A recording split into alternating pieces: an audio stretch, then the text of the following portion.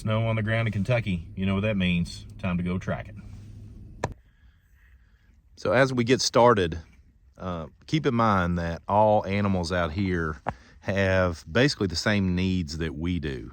They need safety and security. They need shelter, water, food. So if we know those things, then we can go to areas where animals are going to get those things, which is going to help us become more efficient while we're tracking. So safety and security. Where do animals lounge, or where do animals have avenues to get out of an area if danger arrives? Shelter. Where can animals go to get out of the wind, get out of the weather? They can't do it entirely, but definitely animals will go to areas where they have wind blocks and stuff of that nature.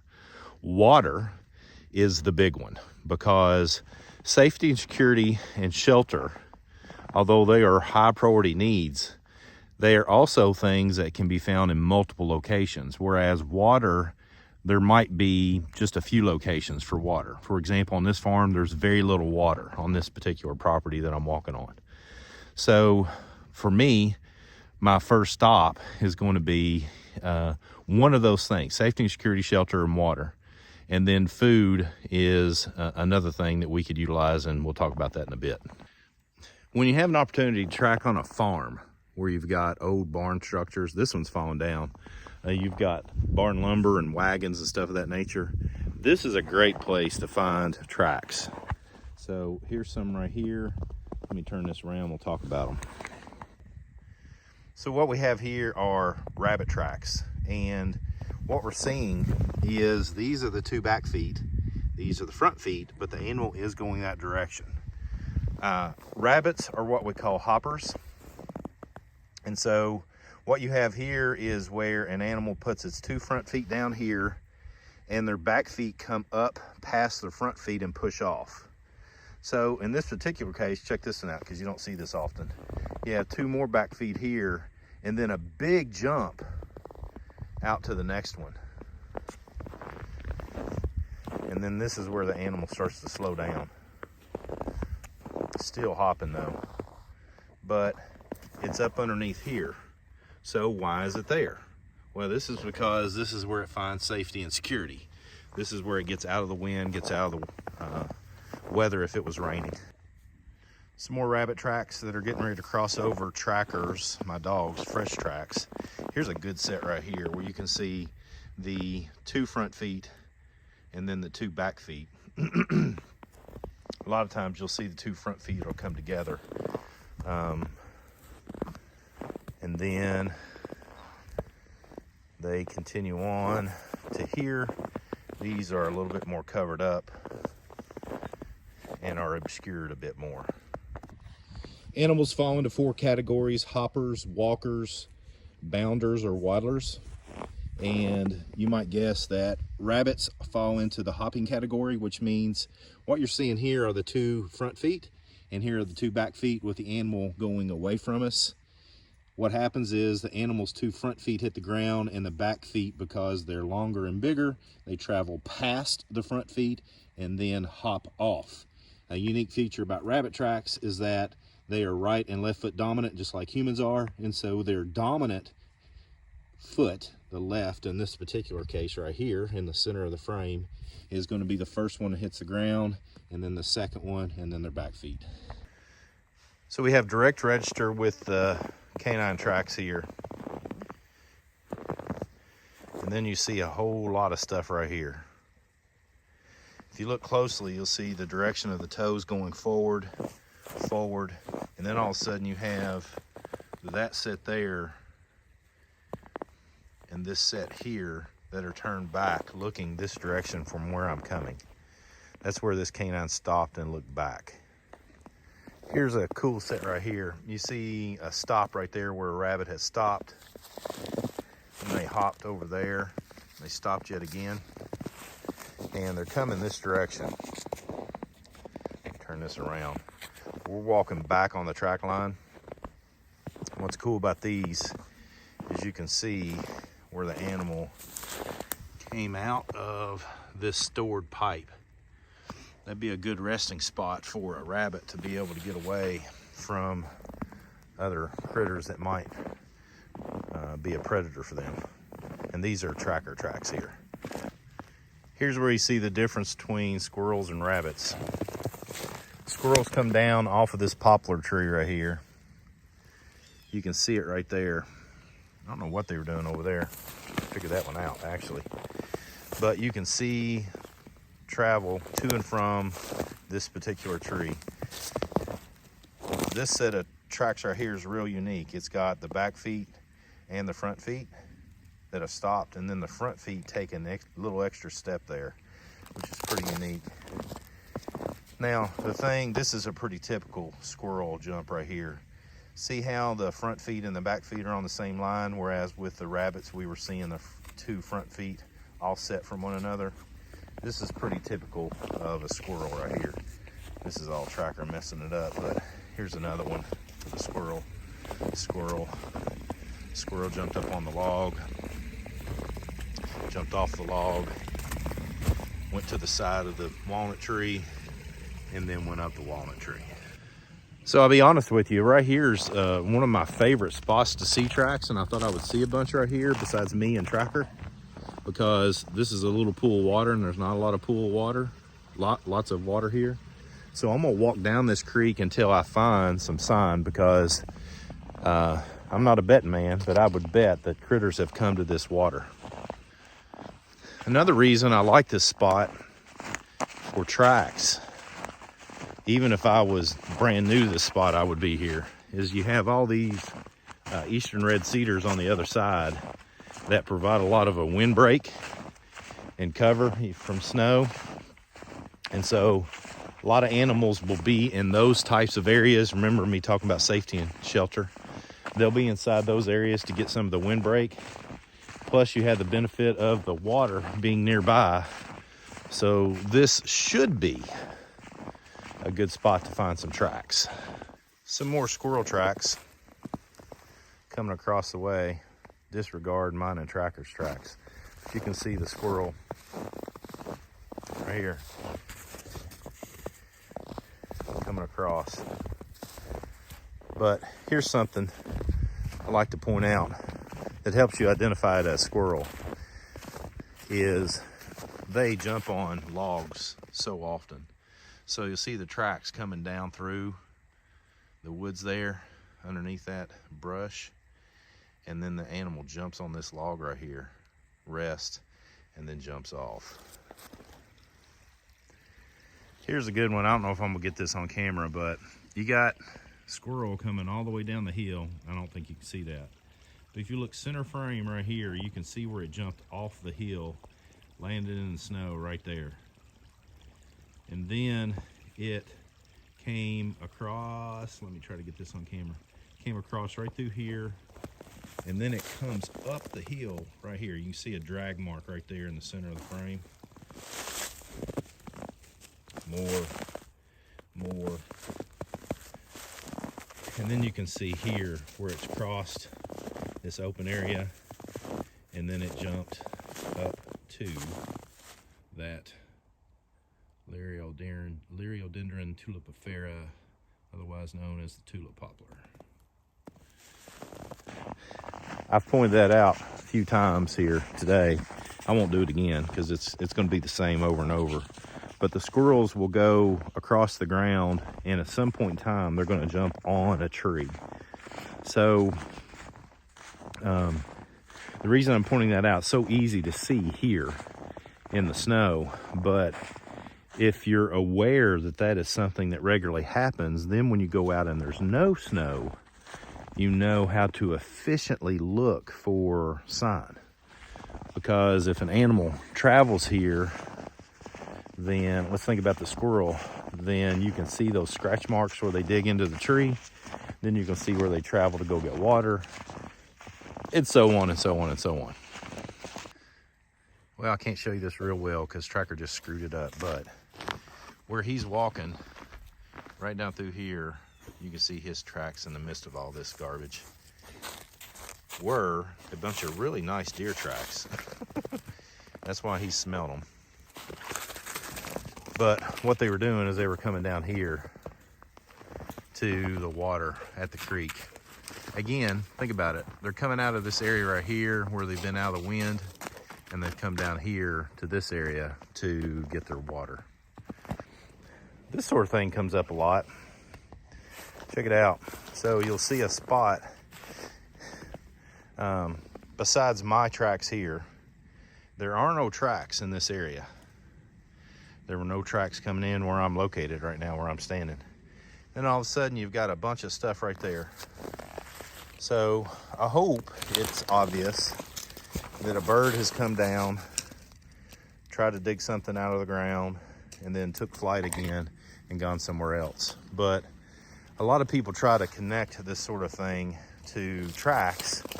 And if you look closely, especially right here, you can actually see the bird tracks right there, which I'll be frank with you, I'm not very good with bird tracks, so I can't tell you what that is, but you don't see tracks elsewhere right here. So I just came across one of the coolest track lines I've seen in a while. So tracker, no, move. He's getting ready to screw that up too. Check this out. So this is all me, don't worry about that. Oh yeah, me and Tracker. But you had a critter come out of here, come up, come around, walk down through here, get around this bush, and this is where it gets really cool. Again, it comes down through here, and then it slid down the rock and then carried on its way. It's actually, and I couldn't tell up here, but down here I can tell it's a chipmunk. But check this out from a different angle. That's where it slid down the rock. Oh man, this is why I love tracking.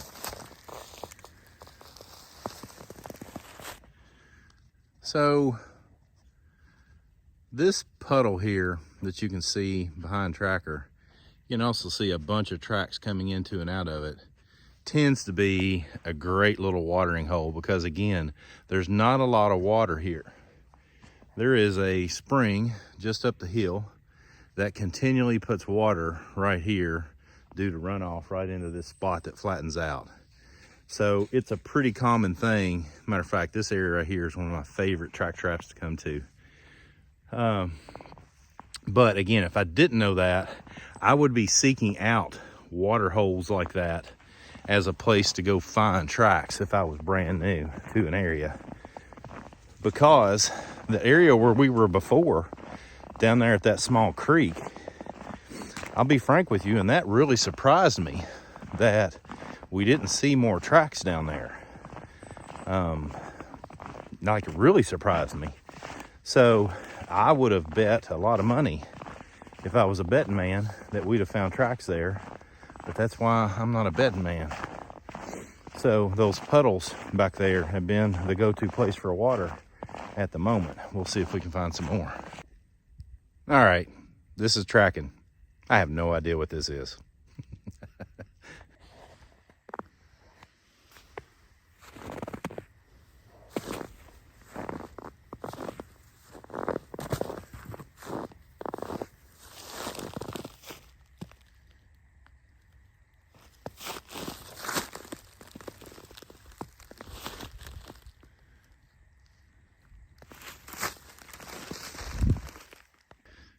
Let's talk about it though. So yeah, let me turn this around. I'll tell you what's going through my mind, even though I don't know what this is. First off, there's a big jump from here to here. And whatever it is, I can't find anything else up here.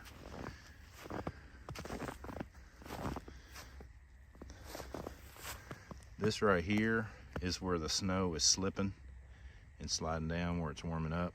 Those are not animal tracks. Tracker is screwing everything up today. Get out of here, you're right on my track line.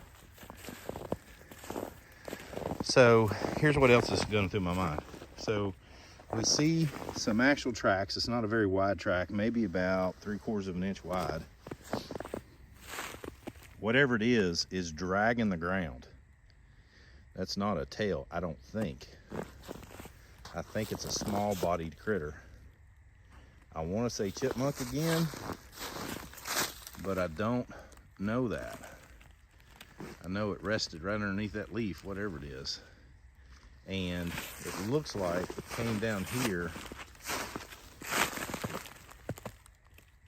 and got underneath this log. Here's an odd one. So check out that little flower petal, and that one, and that one, and that one, and that one, and that one, and a host of others right around here. So my dad, when we would go grouse hunting, because I'm not a very good grouse hunter back in the day, we'd go grouse hunting a lot. I love grouse hunting. And it was pretty often that we would come out without grouse because we didn't have dogs. We were just kind of kicking up birds as best we could, trying to get them, which is difficult at best. But Dad always told me and always said, and I said it to my son and I'll say it to other people when I hunt with him, you can't kill them if you're sitting on the couch. Same thing's true for tracking. You can't track if you're sitting on the couch. You might learn some things about tracking, reading, watching videos. The only way to learn how to track is to track. But with that said, just like grouse, every time you find sign doesn't mean you're going to know what it is. It'll leave questions in your mind. And here's the other thing that Dad always told me. It's what makes you go back. It's what makes you go back to figure out what that stuff is someday. So this is a pretty common sight. You'll see, these are deer tracks, by the way. So you actually have 2 deer tracks right there, 2 left feet, then 2 right feet, 2 left feet. But you'll see these drag marks, and that's where they're not going exceptionally fast. They're just kind of walking through the area. They'll often drag their feet in the snow. Makes it fairly easy to track them because you not only have the tracks where they hit the ground, but the drag marks too, which leave sign for days. So now we're getting to where they're not dragging their feet and getting back on them. And these actually, I was looking at a tracker. These are actually coming back this way into this mess of tracks. So again, more drag marks. Tracker smelling them. A lot of confusion right here. If you come to this, just take your time, stop, look around, especially in the snow. You'll see where they come out. You can see a lot of tracks right over there, a lot more right in there. This right here is tracker, but you got more tracks right here. So in this particular case, you could go pick any of these and follow them out. Let's talk about why we are seeing so many tracks right here. I think you'll see it better from this angle. You can see where I'm in the bottom of a holler right here. This is actually where we have a somewhat of a gun range here on Brian's farm. But basically, a lot of us think about ridge lines, like you see at the top of these hills, as a good place for us to walk because we can see a lot of stuff there. And there is value in that for us. And there's value for that for other animals at times too. But a lot of animals that have predators that they are concerned about will go in areas where their outline is obscured, meaning a good place, we'll go up here in a minute and find one of these, but a good place is not on the top of that ridge, but slightly down off the top of that ridge. What a lot of people that are tactically minded would call the military crest, where you come down off the side of the hill so you're not outlined on top of the hill. Animals naturally travel like that. So that's a good spot to go up there. And again, we'll go up there and I'll show you a couple. I'm sure I'll find some up there. But down here as well. I mean, down here, you're hidden from, if you're an animal, think about it. You're hidden from other animals that can possibly see your outline. Down here, a lot more obscurity down here. So be a good spot for a critter to walk. And So even though I was surprised that there were no tracks by the water, I'm not surprised to find a bunch of tracks in this holler right here. This is one of those pieces of sign that's not obvious, but I think is a good survival mindset. Hopefully you can hear. You can hear in the background. Maybe. That's pretty far off. You might not be able to hear that. But you've got, there's 2 black-capped chickadees, and I don't know what kind of woodpecker that is because I haven't got a good look at him, but they're all on this Quercus alba white oak up here. A lot of people that are brand new to tree identification will look at some oak trees and go, ooh, that looks like a shagbark hickory, because they have bark sometimes that comes off, particularly up in the upper portion of the tree, similar to those pieces that peel off like on a shagbark hickory. But those black-capped chickadees and that woodpecker up there getting bugs in behind those layers of bark. So think about it from a survival perspective. If you have access to something like that, it might be that me and you in a survival situation could look in the bark of the shagbark hickory, the sycamore, the white oaks that have bark that's peeling off like that. And that's still a healthy tree. It's not an unhealthy tree. We could look inside there for grubs and bugs and stuff of that nature for survival food. All right, down, excuse me, down there where we just were when I was talking about getting up on the ridge line. Now I'm on the ridge line. So you can see trackers tracks going out through here on this trail, but you're not seeing anything else. What I think is that if I go right over there, or I could go here, either one, I'm gonna go over there first because there's more cover. More cover, which is that safety and security I've been talking about. And then there's pretty deep cover way back there. So even though I know this, my guess, and I could do this from a map too, is that animals will, particularly deer, will travel through that corridor on the military crest of this hill. That way they're not seen, their outline's not seen as they're walking on top of the ridge line, and they got more cover over there. So let's go over there and see what we can find. So here we have it. See that trail right through there? Just off the top of the ridge. It goes, let's see. Yep, goes this direction as well. This is the corridor of travel for these deer. Again, just slightly off the ridge top here. So these deer will come through here going from this direction over here. Probably a quarter of a mile from here, there's like deep cover, like really thick junk that they like to lounge and bed in. And then over here is going back to that creek that we were at earlier and that puddle that we saw. So the deer that we saw their tracks at the puddle are probably the same deer that we're looking at on this particular travel corridor trail right here. So again, here's how, and I'm gonna be done with the video after this. Here's how I utilize tracking in the snow to assist me throughout the year. If you've got a regular place that you can go and track to, whether it's private land or public land, and I'm very blessed to have this private land that I can get on, go out during the snow and find these travel corridors now. You'll see the regular patterns where the deer, even the small critters, rabbits and stuff, where they stay, and squirrels and all that good stuff. You'll see these things like the squirrels jumping on the logs that I pointed out earlier. You'll see the travel corridors like this where these deer travel just below the crest of the hill.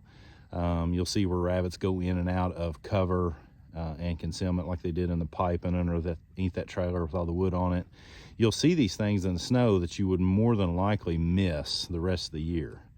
Then, once you know that that's a thing, then you can come back to them when the snow's not on, and because you're more focused, it'll be easier to find tracks. Once you find the tracks in those areas, then you can start to see them more readily on your own 12 months of the year. I'm not saying that it's easy. I'm not going to pretend that at all, because it's not. But it's really easy in the snow to see these things and then apply that knowledge to your tracking the rest of the year. So I hope this has helped. I've really enjoyed being out. Obviously, I'm going to continue on, but I want to put my own focus to my own tracking skill set and get away from the video for a while so I can focus on that. So I hope you've enjoyed it. If you have any questions, as always, put them in the comments section below. Some of you are seeing this on the NRS membership. I'm going to add some more resources in there for you members, some other videos. If you're seeing this on social media, we'd love to have you join us in the NRS membership. There's a course dedicated to tracking in there, and I'm always adding videos like this to it. So come on, join in. Let's learn together.